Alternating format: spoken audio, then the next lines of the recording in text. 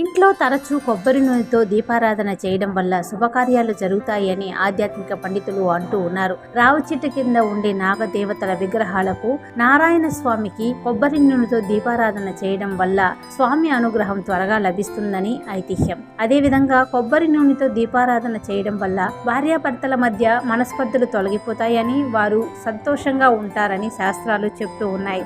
అంతేకాకుండా ఇంట్లో ఉండే నెగటివ్ ఎనర్జీ పోయి పాజిటివ్ ఎనర్జీ నెలకొనాలి అంటే కొబ్బరి నూనెను దీపారాధనకు వాడాలి అంటున్నారు ఆధ్యాత్మిక పండితులు. అలాగే 40 రోజుల పాటు మహాలక్ష్మి దేవికి కొబ్బరి నూనెతో దీపం వెలిగించి పంచదార లేదా తీపి పదార్థాలను నైవేద్యంగా పెడితే ఇంట్లో ఎలాంటి ఆర్థిక ఇబ్బందులు, సమస్యలు తొలగిపోతాయి. ఆర్థిక పరంగా జీవితంలో ఉన్నత స్థానాన్ని చేరుకుంటారని ఆధ్యాత్మిక పండితులు చెప్తూ ఉన్నారు.